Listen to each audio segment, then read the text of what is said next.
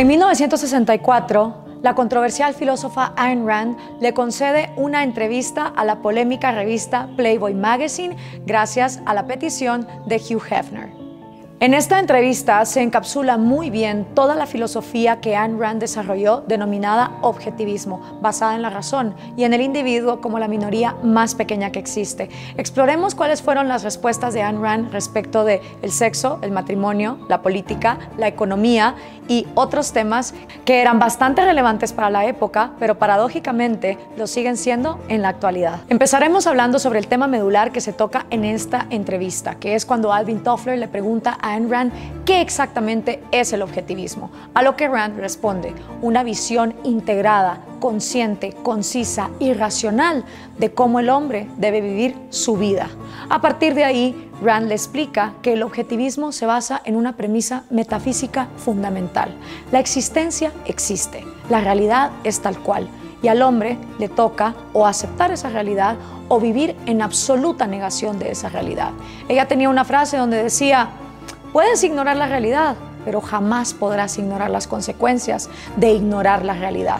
Basados en esa metafísica, luego pasamos a la epistemología, que es la creación de conceptos, los conceptos que vamos absorbiendo primero a través de los sentidos, gusto, vista, olfato y tacto, a través del cual el hombre se mueve en este mundo tratándolo de entender.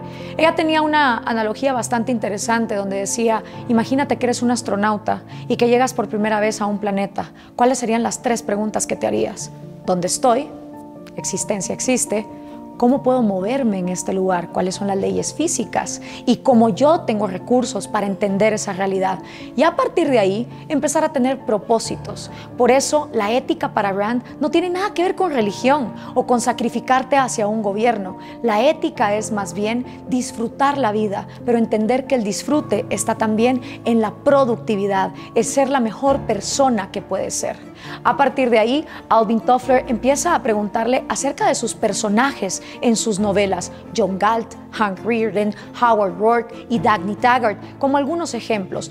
Todos ellos, personas que no estaban dispuestas a comprometerse, arquitectos que, con tal de seguir haciendo diseños de acuerdo a lo que ellos creían, perdían trabajos, que en el corto plazo parecía algo absurdo porque se iban a quedar sin dinero, pero que a largo plazo la congruencia pagaba. Gente como Howard Rourke, empresarios sacrificados que cuando el gobierno los exprimía con más impuestos y más corrupción, nunca se vencieron y llegaron incluso a defenderse en sus propios juicios. O John Galt, que se da cuenta que la sociedad se está perdiendo completamente y empieza a seducir a los diferentes motores del mundo, científicos, artistas, ingenieros, empresarios, para ir a un nuevo valle, donde estas mentes brillantes no fueran más explotadas por los parásitos. Pero no solo hombres.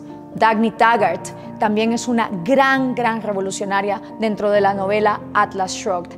Ella, como heredera de un gran imperio, se pone como una mujer exitosa y trabajadora en plena época de los 50. No solo eso, disfrutando a plenitud su libertad sexual, con responsabilidad también, porque para Rand el sexo era algo sagrado, era la expresión más grande del egoísmo racional.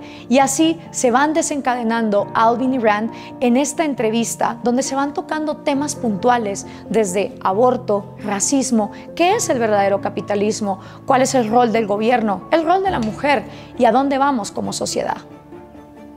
Cuando Alvin Toffler le pregunta a Rand su opinión sobre el aborto, Rand le dice que es una férrea defensora de este derecho y esta libertad para las mujeres. ¿Por qué? Porque Rand concebía que la mujer, el individuo ya nacido, tenía el absoluto derecho sobre su primera propiedad privada, que es su cuerpo. Si la mujer puede decidir sobre su cuerpo, también puede decidir sobre su vida, porque el derecho a la vida no solo se trata de nacer, el derecho a la vida implica vivir la vida que tú quieres vivir, en el momento y como sea que la quieres vivir.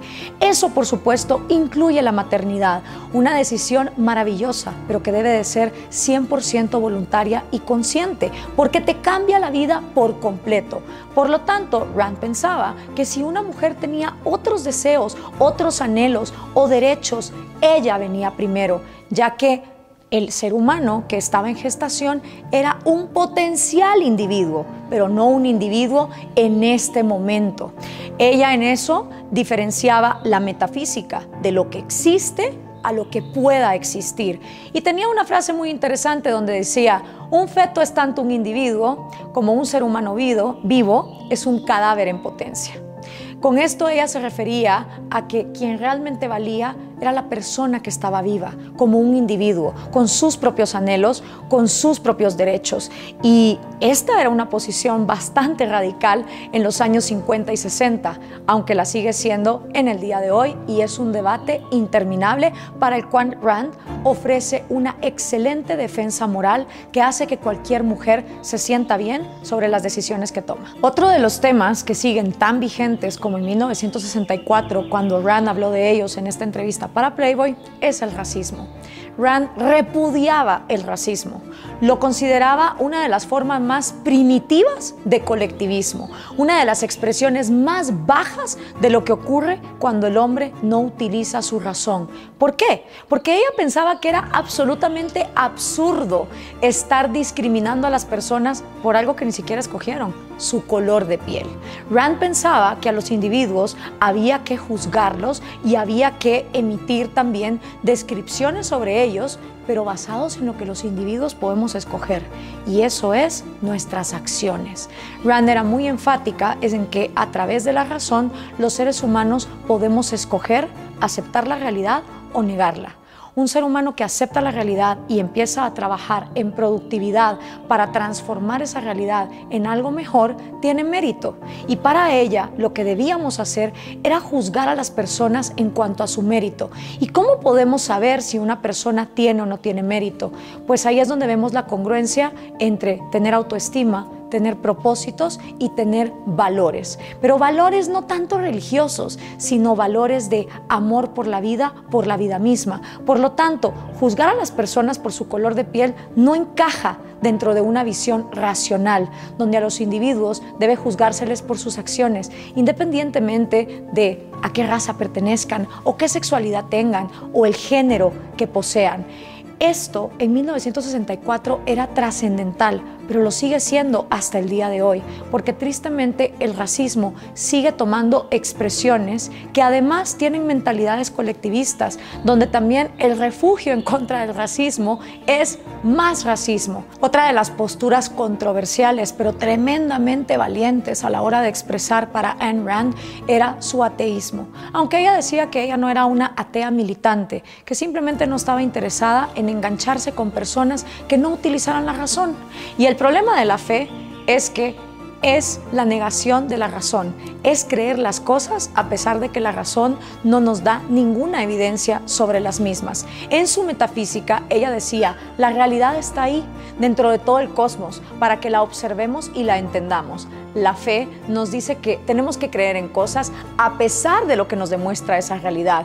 Incluso hablar de seres sobrenaturales, cuando lo que tenemos enfrente es la naturaleza, a ella no le cuajaba, porque era como hablar de algo que está fuera de la naturaleza, pero que es responsable de esa naturaleza.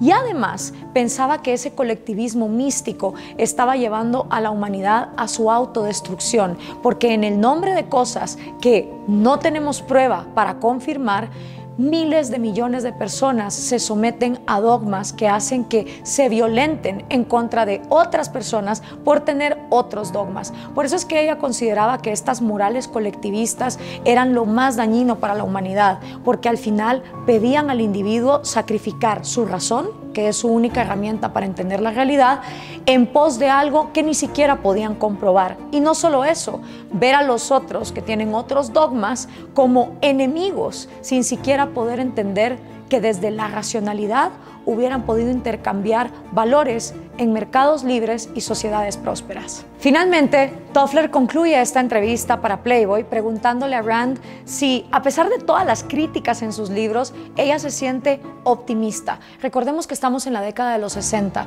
que JFK ha muerto, Martin Luther King también, que estamos en plena revolución sexual, en el destape de los psicodélicos, las mujeres están pidiendo sus derechos, todas las personas en Estados Unidos están en contra del racismo y la segregación y, por supuesto, la guerra de Vietnam, de la cual Rand también es bastante crítica.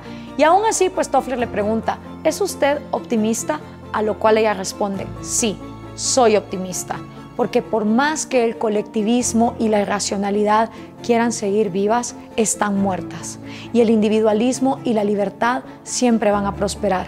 Son ideales que ni siquiera han sido descubiertos, ni siquiera el capitalismo, porque para Rand, capitalismo puro y duro significaba libre mercado, libre de la intervención de los gobiernos, metiéndose en la economía, poniendo impuestos, poniendo privilegios, metiendo subsidios, trabas económicas, aranceles, regulando industrias que no podían sostenerse a través de la libre competencia. Entonces ella concluye diciendo, ni el capitalismo, ni la libertad, ni el individualismo han sido ideales conquistados. Todavía falta una igualdad ante la ley, estados de derecho, mercados libres, fronteras abiertas, mujeres empoderadas para llegar a donde tenemos que estar, que es en una era de absoluta razón, paz y libertad.